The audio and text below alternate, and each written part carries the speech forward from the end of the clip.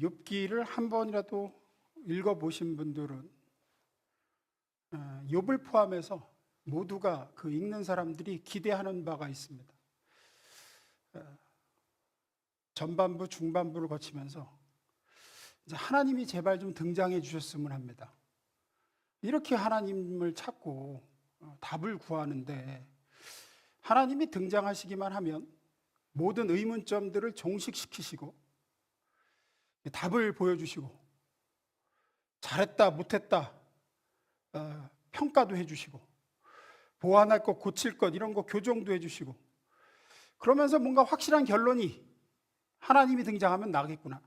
조금 물려요. 하나님이 등장하시면 뭔가 확실한 결론이 나겠구나. 뭔가 정답이 나오지 않겠는가 하는 기대가 있습니다. 그런데 지난주에 말씀드린 대로 38장에 등장하신 하나님은 그 욥의 기대, 우리의 기대하고는 전혀 다르게 와서 말씀을 하세요. 욥의 그 끔찍한 고난과 친구들과의 그런 공박 뒤에 등장하신 하나님은 38장에서 41장까지 답변을 안 하고 질문만 하십니다. 질문을 읽어보면 무슨 말씀을 하시는 건지 언뜻 이해가 안 가요. 하늘과 땅을 얘기하고 뭐 온 우주의 이런 영역들을 네가 아냐 이런 거 자꾸 질문하시고 산염소, 뭐 들나귀, 뭐 타조, 독수리 이런 거 나와요. 그런 야생동물들 동원해서 질문하고 또 질문하고 하시는 내용들이 읽어보신 분들은 알겠지만 굉장히 혼란스럽습니다. 도대체 무슨 얘기를 하려고 이 얘기를 하시는 건가? 그래서 오늘 이 하나님의 질문들 속에서 좀 하나님이 말씀하시고자 하는 게 뭔지 두 가지를 좀 나눠서 좀 얘기를 해봤으면 합니다. 수요 기도회를 욥기 말씀으로 계속 가고 있는데도 욥기서를 아직도 한 번도 안 읽으시는 분들은 대단하신 분들입니다. 욥기를 안 읽고 이 설교를 이해하기는 정말 어려울 겁니다.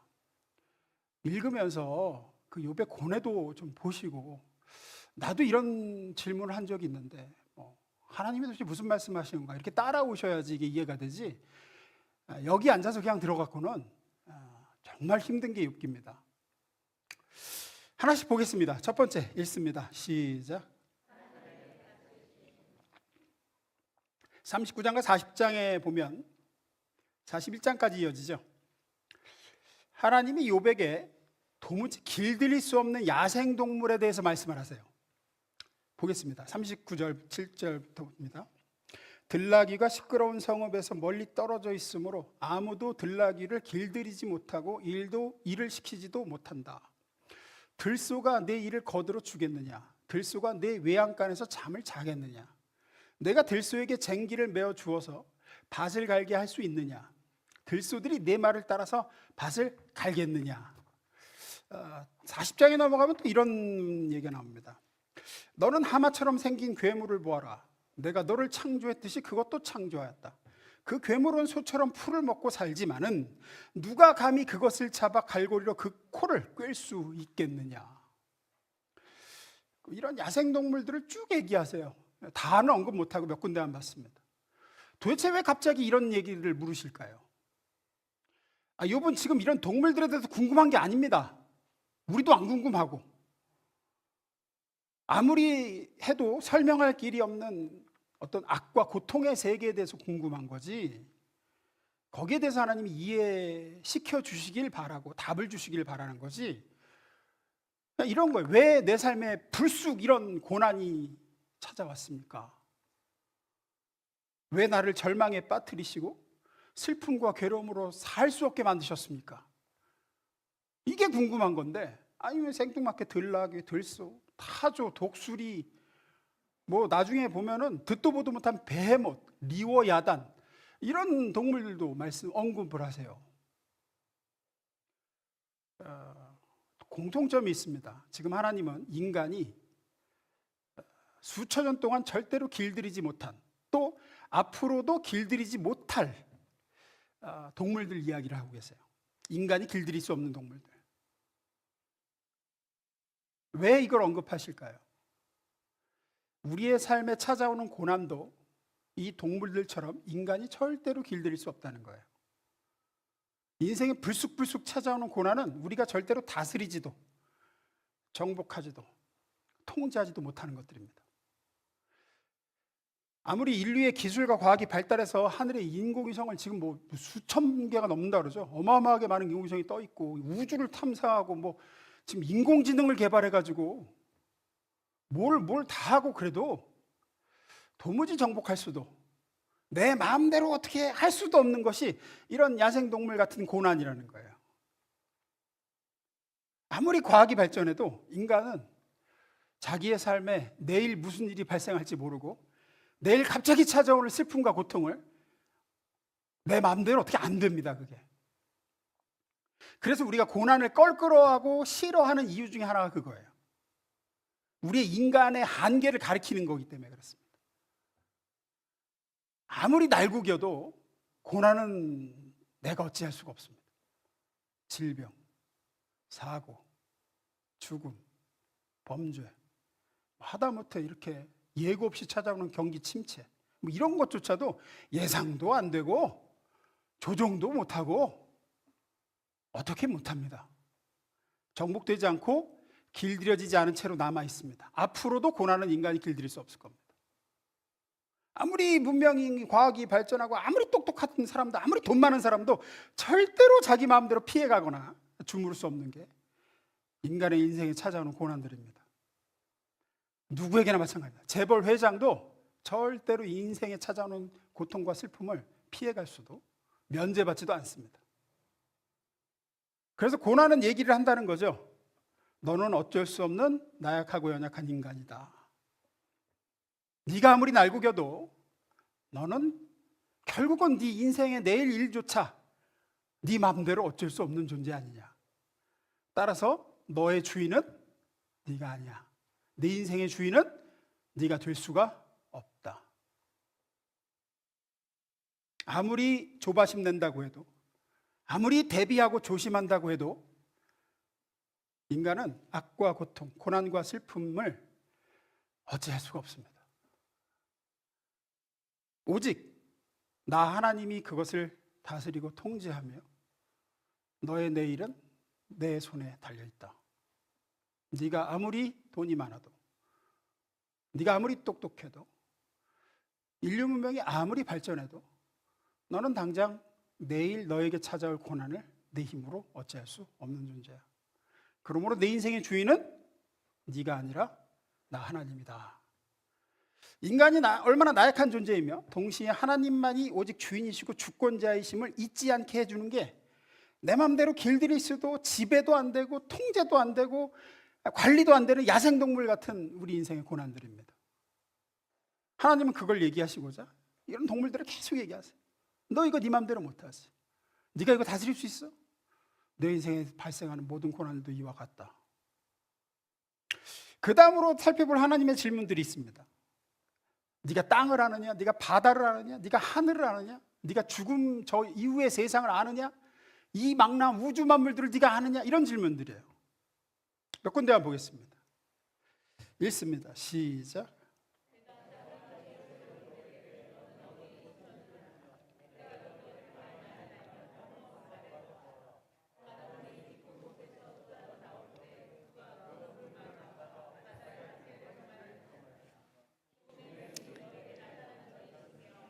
내가 사망의 그늘질 문을 본 적이 있느냐? 하나님은 왜 이런 것들을 또 언급하시며 질문을 하실까요? 욥이 이제까지 하나님께 친 아우성이 뭐냐면 하나님 만나 주십시오. 제발 만나 주십시오. 하나님 제발 내게 나타나 주십시오. 답해 주십시오. 뭐 이런 거죠. 하나님 만나 주십시오라는 이런 요새 그 욥의 외침을 바꿔 말하면 뭡니까? 지금 내 삶의 현실을 보니까 하나님이 안 계신 것 같다는 거예요. 됐습니다. 안 계신 것 같다는 거예요. 어디에도 하나님이 안 보인다는 거예요. 하나님이 계시면 내게 이런 일이 일어날 수가 없습니다. 하나님 계시면 저를 이렇게 내버려 두실 리가 없지 않습니까? 하나님 어디 계십니까? 하나님 어디 계십니까? 그것에 대해서 하나님이 지금 뭘 얘기하신 거냐면 나는 어디에나 있다. 그걸 얘기하시는 거예요. 일단 그렇게 시작을 하시는 겁니다. 네가 나 없다고 한 그때 그곳에도 내가 없을 수가 없다. 내가 하나님이기 때문이다. 10절 보겠습니다. 바다가 넘지 못하게 금을 그어놓고 바다를 가두고 문빗장을 지른 것은 바로 나다. 바다와 땅의 경계를 딱 긋고 못 넘어오게 한 게 나다 그러신 거예요. 나다. 여러분 바닷가에 가보면 매번 보시는 게 뭡니까? 뭐 여러 가지 보시겠죠. 제일 먼저 이제 바다를 보면 눈에 띄는 게 끝없이 왔다가 물러가고 왔다가 물러가는 이제 파도죠. 파도. 제가 이제 크리스천 베이직 때도 이 얘기를 드리는데, 지구가 이렇게 큰데 그 바닷물이, 그 파도가 경계를 넘어서 넘치지를 않아요. 우리가 하다못해 양동이에 물을 채워가지고 계단만 오르내려도, 네, 계단만 오르내려도 물이 흐르거든요. 이렇게 넘치거든요. 철렁철렁 해갖고. 근데 해운대에 가보시면 바다하고 그 옆에 도로하고 빌딩이 불과 이게 몇 미터가 안 돼요. 근데 그게 넘쳐서 빌딩 숲을 덮치질 않아요. 그렇죠. 근데 그것도 왔다가 다시 물러가죠. 태풍이 오면 파도가 정말 무섭게 으르렁대며 몰아칩니다. 직접 봤습니다. 저는 직접 군생활할 때 테트라포트가 진짜 굴러다녀요. 테트라포트가 뭔지 아시죠? 그거 이렇게 콘크리트로 만든 방파제에 쌓여 있는 거, 그게 굴러다녀요 진짜로 태풍 오면. 그래서 매년 그거 새로 이렇게 갖다가 꽂아놓고 그래요. 그래도 바다와 땅의 경계가 무너지지는 않습니다. 그래도 왜 그렇다는 거죠? 11절에 보면 나옵니다. 읽습니다. 시작.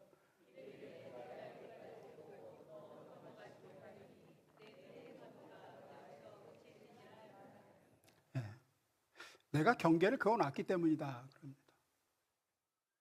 그 넘쳐나는 어떤 난폭함과 무질서를 내가 막아놨기 때문이다. 넘어오지 못하겠다. 욥의 계속된 물음에 대한 하나님의 답변이십니다. 네가 나 없다고 아우성쳤던 그때 그곳에도 나는 있었어. 네가 지금 죽여달라고 앉아서 있는 그 잿더미, 그 땅도 내가 보호하고 지켜주고 있기에 네가 엉덩이 붙이고 거기 있는 거다. 네가 여전히 숨을 쉬고 이렇게 존재하는 이유는 내가 만물을 다스리고 네가 살아갈 수 있게 통제하고 주고 있기 때문에 그게 가능한 거고, 어느 것 하나도 나의 손길이 벗어나서 존재하는 건 없다. 그런 얘기예요. 나는 너의 하나님 노릇하기를 관둔 적이 없어. 26절부터 28절입니다. 사람이 없는 땅, 인기척이 없는 광야에 비를 내리는 이가 누구냐? 메마른 거친 땅을 적시며 굳은 땅에서 풀이 돋아나게 하는 이가 누구냐? 비에게 아버지가 있느냐? 누가 이슬방울을 낳기라도 하였느냐?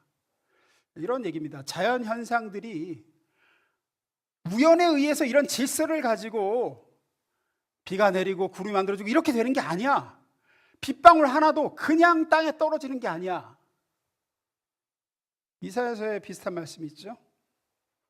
제가 읽습니다. 비와 눈이 하늘에서 내리면 다시 그리로 돌아가지 않고 땅을 적셔 싹이 나게 하며 열매가 맺히게 하여 파종할 씨앗과 먹을 양식을 주듯이 내 입에서 나가는 말도 나에게 헛되이 돌아오지 않고 내 뜻을 이루며 내가 의도한 목적을 성취할 것이다. 비가 우연히 내리거나 그냥 내리는 게 아니다. 다 하나님 나의 생각과 계획과 목적과 의지에 의해서 땅에 떨어져 풀이 자라고 열매를 맺고 너희가 살아갈 수 있게 하는 것이다. 비가 오는 것이 하나님의 주권적 선하심과 자비하심과 지혜 속에 있듯이 저와 여러분이 만나는 일 중에 하나님이 간섭하지 않으시고 생각 없이 그냥 준 것은 없다는 얘기를 하시는 거예요.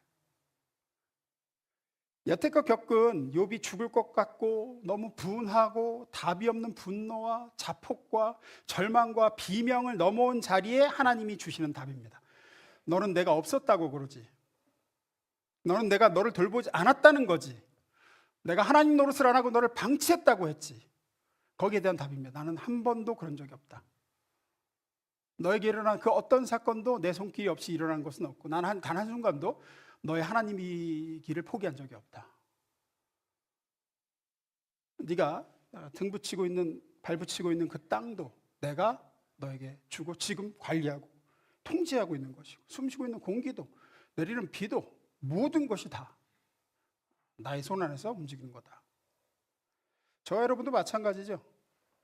여러분이 지금 와서 지금 그 의자에 앉아 있는 것은 모든 순간 하나님이 간섭하시고 일하시고 함께 하신 결과입니다. 그의 선하심과 그의 붙드심의 한 손길이라고 말하는 겁니다. 하나님은 단 한순간도 우리를 방치하시지 않습니다. 우리가 그렇게 느끼는 거죠. 하나님의 간섭과 섭리를 벗어나서는 어떤 일도 우리 생애에 일어나지 않습니다. 그럼 그 얘기를 하시는 거예요. 중요한 건 이제 두 번째입니다. 넘어갑니다. 읽습니다. 시작. 이 두 번째 대지가 참 애를 제가 썼습니다. 그래도 이해하실 수 있기를 바랍니다. 어렵기 때문입니다. 욥은 주인 되신 하나님, 자기 인생의 주권자이신 하나님, 또 어디에나 계시며 모든 것을 이렇게 다스리시는 하나님에 대해서 안 믿는 건 아니에요. 욥은 믿어요. 그거를 하나님 주인이신 거 믿고, 어디에나 계신 거 믿고, 내 삶의 어떤 사건도 하나님의 허락 없이는 일어나지 않는 것도 믿고, 이 땅도 저 바다도 저 하늘도 하나님의 손길에 의해서 지금 통제되어지고 이게 주권하에 이루어지고 있는 걸 제가 믿습니다. 믿어요. 욥은 믿는데, 그 믿는 걸 놓을 수는 없는데 하나님의 일하시는 방법에 대해서 이해가 안 돼서 지금 비명을 지르는 거예요. 그렇게 다 다스리시고 다 알고 계시고 내 인생의 주인 되신 하나님이 나한테 왜 이렇게 하시냐는 거예요. 나한테 왜 이런 방법으로 일을 하시냐는 거예요. 내 인생에서 왜 이렇게 끔찍한 짓들을, 내 자식을 하루아침에 다 죽이시고 재산을 다 털어가시고 건강을 다 뺏어가시고 왜 이런 방법으로 하시느냐, 이게 이해가 안 되는 거죠. 이것은 욥에게만 일어나는 일은 아닙니다. 그죠? 모든 신자들이 어떻게 보면 정도의 차이만 있지 매일 겪는 현실이에요. 우리는 최후 승리를 알고 있고 무엇으로도 방해받을 수 없는, 무엇으로도 실패케 할 수 없는 하나님의 선하신 계획과 완전하신 뜻을 믿습니다. 우리는 천국과 부활의 영광도 분명히 믿고 있습니다. 로마서 8장에 말씀할 때 그 무엇도 예수 그리스도 안에 있는 하나님의 사랑으로부터 우리를 끊어놓을 수가 없습니다. 우리는 이걸 분명하게 알고 믿고 있단 말이에요. 그런데 정작 내 인생의 현실에 하나님이 주신 오늘에 그래서 기뻐하고 만족하고 감사하고 행복하고 사는 사람은 그렇게 많지가 않죠. 불만이고 괴롭고 행복이 안 되고 납득이 안 되고 그런단 말이에요. 그런 사람들이 믿음이 없어서 그러냐? 그건 아닙니다. 그건 아니에요. 욥이 믿듯이 믿습니다.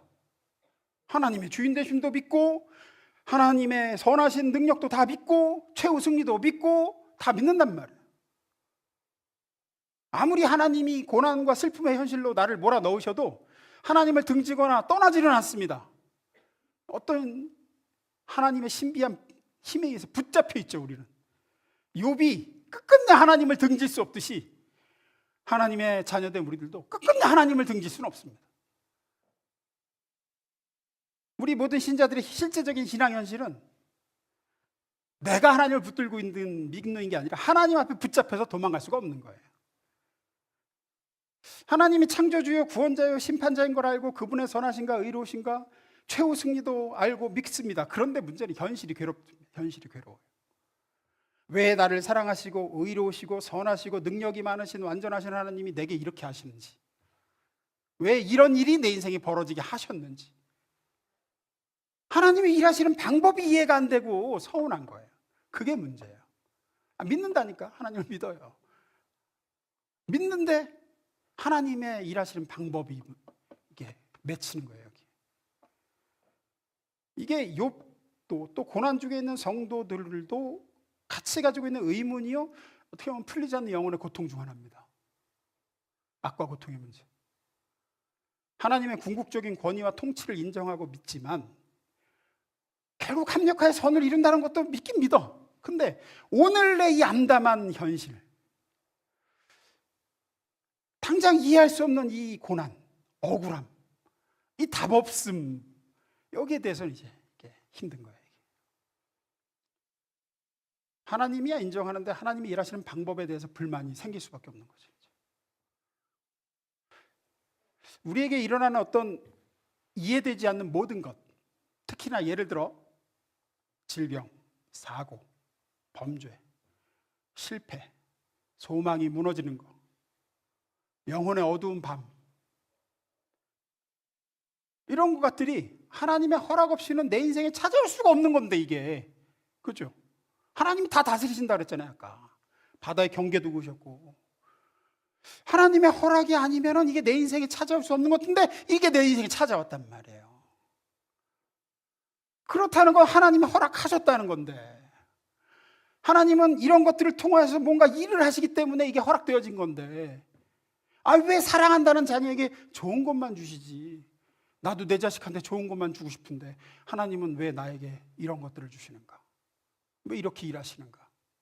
이걸 어떻게 풀어야 되느냐? 이게 욥기의 굉장히 큰 질문입니다. 대답은 여기에 있습니다. 우리가 하나님을 하나님으로 인정했으면, 그분을 주권자요, 주인이요, 전능자요, 나를 사랑하시는 의로우신 분으로, 선하신 분으로 인정했으면, 그 인정한 하나님의 일하시는 방식도 우리가 인정을 해야 되는데, 그러기에는 우리의 이해가 턱없이 모자라다는 데 이제 문제가 있어요. 왜 이렇게 일하시는가? 이런 영혼의 밤, 어둠, 고통, 아픔, 슬픔, 좌절,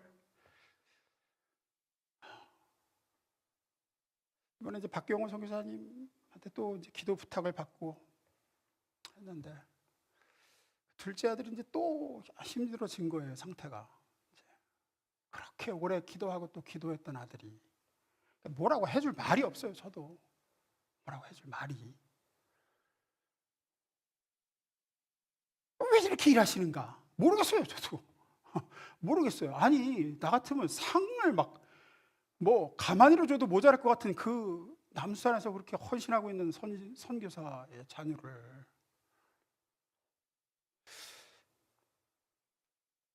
잘 보십시오. 욥이 이해하는 범위 내에서만 하나님이 일하신다 그러면, 욥이 납득할 수 있는 것들로만, 그런 방식으로만 하나님이 일하시는 하나님이라 그러면 욥에게는 좋습니다. 다 이해되니까. 하지만 그러면 하나님은 하나님이시기를 포기하셔야 돼요. 이게 답이에요. 이게 무슨 얘기냐면, 하나님이 모든 창조물에 대해서 주권자요, 공의로운 분이요, 전지전능한 하나님으로서 도무지 헤아릴 수 없을 만큼 크신 분이라는 사실을 우리가 인정한다 그러면, 그걸 믿는다 그러면, 우리가 이해할 수 없는, 우리가 도무지 상상하지 못하는 방법이 하나님에게 있을 수밖에 없다는 것도 우리는 인정을 해야 돼요. 그렇지 않고 그저 인간인 우리가 헤아릴 수 있는 수준, 우리 머리로 납득되고 이해할 만한 정도의 레벨과 수준에서만, 그런 방법으로만 일하시고 헤아릴 수 있는 방법만 동원하시는 분이라 그러면, 그런 하나님은 하나님이 아니세요. 그저 우리보다 조금 더 우월하고 뛰어난 지혜를 가진, 조금 더 인간보다 우월한 정도에 불과한 거지, 하나님은 아닙니다. 우리의 머릿속에서 다 납득되는 수준으로만 역사하시고 일하신다고 하면, 그래서 우리는 하나님이 하나님이시라면 우리의 이해 수준을 까마득히 벗어난 일하심, 도무지 납득할 수 없는 방법으로도 일하신다는 사실을 인정해야 돼요. 인정해야 돼요. 그게 어렵습니다. 그게 열어놓는 거예요. 이렇게 하나님의 일하심의 방식을 내가 인정하고 열어놓는다는 게, 이게 어렵고 또 두렵습니다. 욥기 읽으신 분들은 다 알 거예요. 나한테는 이렇게 안 하셨으면 좋겠다. 나중에 영광 받고 회복하고 다 좋은데 이건 안 했으면 좋겠다. 이게 열어놓는 게 보통 믿음이 아니에요. 정말 큰 믿음이 요구되어지는 겁니다. 그래서 성경은 우리에게 하나님이 우리의 이해를 넘어선 방법으로도, 특히 우리 눈에 악하고 당장 도무지 나쁜 방법들로도 일하시는 분임을 믿어라, 인정해라 이렇게 단어를 표현하지 않고 뭐라 그러냐? 인내하라고 표현을 해. 인내하라고 표현해. 우리 수준에는 거기까지 요구하세요. 야고보서 5장 11절에 있습니다. 시작.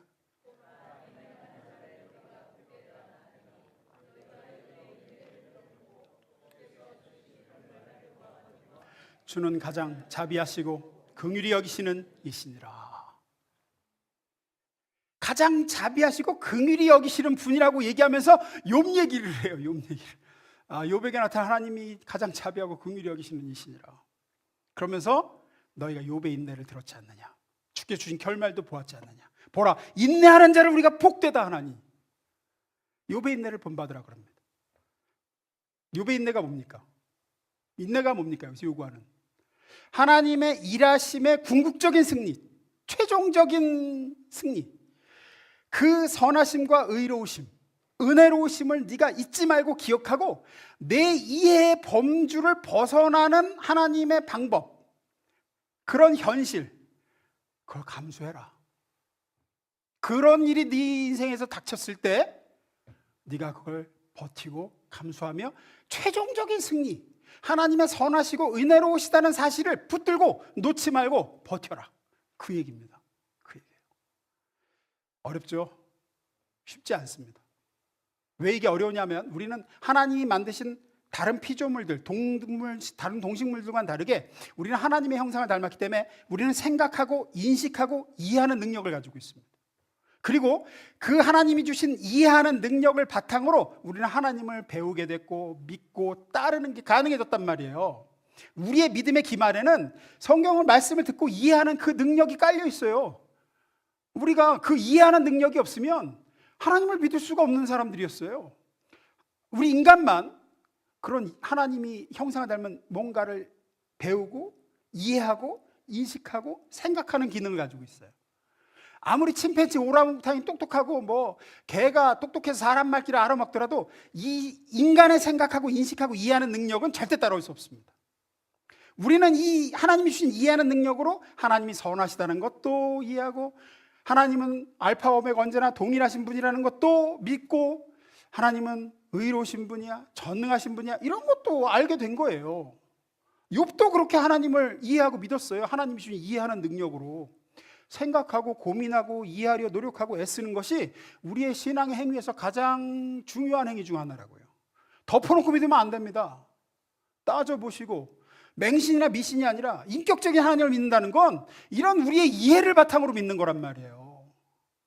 그래서 이해할 수 없는 하나님을 믿는 거, 도무지 납득이 안 가는 하나님의 방법을 신뢰하라는 거, 그 가운데 인내하라는 거, 이거 정말 어려운 겁니다. 아니, 이해를 바탕으로 하나님을 내가 선하신 분이라고 믿고 알고 지금 붙들고 있는데 내 삶에서 일하시는 하나님은 안 선하신 것 같단 말이에요. 지금 왜 이렇게 하시는지 모르겠단 말이에요. 그런데 그 이해를 넘어선 하나님까지 네가 붙들고 인내하라, 이게 쉽지 않다고요. 이게 쉽지 않아요. 우리는 하나님의 정의로우신, 하나님의 공평하심, 이런 것들을 이해하고 믿고 따릅니다. 나 어느 날 보니까 내 눈에 보기에는 도무지 정의롭지 않아. 하나님이 내 인생에서 혹은 내 누군가 인생에서 행하시는 일이 전혀 공평해 보이지 않아. 선하신 하나님이 이럴 수가 없어. 그렇게 일하시고 그렇게 나를 다루셔. 지금 욥에게서 보듯이 하나님이 인간의 이해의 범주를 넘어서서 일하시는 때가 있다는 겁니다. 하나님의 그 크심 때문에 아득히 높은 지혜와 경륜을 마주할 때가 있습니다. 어려우시죠. 하지만 하나님은 인간의 이해의 범주 안에서만 일하시는 분이 아니다라는 것은 욥기에서 절대적으로 다뤄야 될 정말 중요한 주제이기 때문에 이걸 그냥 넘어갈 수가 없어요. 어려워도. 욥기는 결국 인간인 나의 이해를 벗어나는 하나님을 만나는 이야기이기 때문에 그렇습니다. 왜 이러시는지, 내가 알던 그분이 맞는지, 그렇게 나한테 잘해주시던 분이 도무지 알 수 없는 방법으로 왜 내 인생에 이렇게 하시는지, 그럼에도 신앙을 버릴 수도 없고 하나님을 등지고 떠날 수도 없고 그래서 그분의 선하심을 최후 승리를 믿는 길 위에는, 합력하여 선을 이룬다는 그 약속을 붙드는 길 위에는 다른 대안이 없는 거죠. 이해되지 않아도 신뢰하고 버티는 것, 도무지 모르겠지만 믿고 기다리는 것, 이것을 앞서 야고보 사도는 욥의 인내다라고 얘기하는 겁니다. 욥의 인내다. 인내가 뭐라고요? 하나님의 일하심의 궁극적인 승리. 그리고 그 선하심과 은혜로우심을 기억하고 내 이해의 범주를 벗어난 경험과 현실을 감수하며 버텨라. 하나님은 반드시 이걸 통해서도 아름다운 선을 만들어내신다는 사실을. 로마 욥기 38장 12절 13절입니다. 읽습니다. 시작.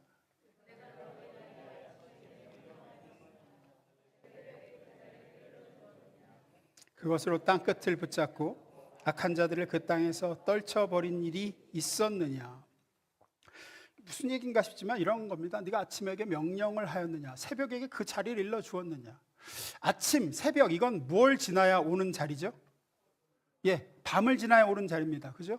어둠을 지나야 오는 자리예요. 그러니까 아침과 새벽은 어둠과 밤을 전제로 하고 있습니다. 우리는 광명한 시간만 의로운 자리고 의미 있는 자리고 선한 것이고, 어둡고 컴컴한 곳은 무슨 차단되고 억압되고 버려지고 악한 시간이고, 이렇게 생각하지만 하나님은 그렇지 않다라고 지금 왜 얘기하시는 거예요? 그렇지 않아. 낮만이 아니라 밤도 내가 지었고, 밤은 어둠은 어둠의 역할이 있어. 네 눈에 보이기 악하고 비참해 보이는 그 일도 그 일 나름의 역할이 있어. 19장 19절 20절 봅니다. 제가 읽습니다. 빛은 어디서 오며 어둠의 근원은 무엇인지 내가 알고 있느냐. 너는 빛과 어둠의 범위가 얼마나 되는지 알고 있으며 그 근원까지 가는 길을 아느냐. 하나님의 손 안에서 어둠과 빛이 대등하게 자리를 허락받고 있다고 얘기합니다. 하나님은 빛과 어둠 두 가지 다 다스리고 계시다고 얘기를 하고 있습니다. 너는 모르지, 나는 알아. 낮만이 아니라 밤이, 형통만이 아니라 고난이, 자랑만이 아니라 억울함이 모두 하나님의 손에 의해 통제되고 하나님의 완전하신 계획과 선하신 목적을 위해 두 가지 다 쓰임받고 있다고 얘기해요. 됐습니다. 우리는 낮과 밤, 빛과 어둠, 형통과 고난, 기쁨과 슬픔 중에 하나는 옳고 하나는 그르다고 생각하고, 하나는 좋은 것이고 하나는 나쁜 것이라고만 생각하는데 하나님은 아니라고 하시는 거예요. 아니야, 그건 네 시각에서지. 너의 이해의 범주에서 그렇지. 아니야. 우리는 나는 자식에게 좋은 것만 주고 싶은데 하나님은 왜 나에게 나쁜 거 주시냐 하지만 네 눈에 나쁜 거지 내 눈에는 그것도 좋은 거라는 거예요. 예를 들면 피아노 건반 같은 거라는 거예요. 흰색 건반만 있는 피아노는 없습니다. 검은색 건반도 있죠. 두 가지가 다 있어야 아름다운 연주가 가능합니다. 하나님의 창조 속에서, 하나님의 통치와 주권 속에서 어둠도 고난도 아무리 우리 눈에 좋아 보이지 않은 그 어떤 것도 하나님의 의로우심과 선하심과 성실하심을 벗어난 것이 있을 수 없다. 그렇게 말씀하십니다. 우리 눈에는 이분법으로 다 보이죠. 옳은 거, 그른 거, 성공, 실패, 자랑, 수모, 승리, 패배, 불행, 행복, 뭐 이런 이분법밖에 없는데 하나님은 아니다. 그 모든 것을 다 동원해서 나는 나의 선하고 완전한 계획을 너에게 이루어주고 있다 지금. 그리고 그 가장 큰 증거가 예수님의 십자가입니다. 그 고통, 슬픔, 절망, 저주, 수치, 그 밤, 그 어둠, 그리고 부활의 아침, 그 빛, 생명, 기쁨, 소망, 승리, 영광. 하지만 하나님은 그 모든 게 하나님의 손 안에 있는 일하심이라고 얘기하십니다.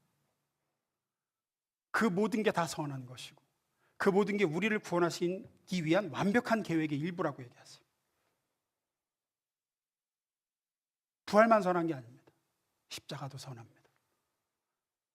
부활만 아름답고 영광스러운 게 아닙니다. 십자가도 아름답고 영광스럽습니다. 우리는 모두 욥처럼 어둠이 없는 빛만의 세계를 바랍니다. 욥은 아침과 새벽의 은혜만 구했어요. 자기 인생이 항상 그렇게 햇빛만 들었으면 좋겠다고 얘기했어요. 하지만 하나님은 아니, 어둠의 은총을 통해서 나는 너에게 일한다. 욥은 그걸 몰랐습니다. 아니, 원하지 않았죠. 원하지 않았습니다. 그래서 자신이 태어난 날이 어둠과 함께 그냥 사라져버리기를 바랬어요. 내가 그냥 태어나서 그냥 어둠과 함께 죽었으면 좋았을걸. 하나님은 아니라고 하십니다. 하나님은 우리 눈에 좋아 보이고 옳아 보이는 것으로만 하나님의 선하신 뜻과 계획을 이루어 가시지 않습니다. 그건 우리의 이해의 범주 안에서만 일하시는 겁니다. 그러면 하나님은 하나님이 아니십니다. 우리의 이해를 뛰어넘어서 일하시는 하나님이래요. 하나님이죠. 하나님의 일하심의 최후 승리, 그 선하심과 의로우심을 기억하고 나의 이해를 범주를 벗어난 우리 신앙의 현실에서 납득이 되지 않는 고난들, 이런 것들을 믿음으로 인내할 수 없으면 우리는 신앙생활을 할 수 없는 겁니다. 다시 말씀드리지만 하나님의 일하시는 방법이 우리 눈에 늘 오를 수 없습니다. 늘 이해되는 것들만 있지 않습니다.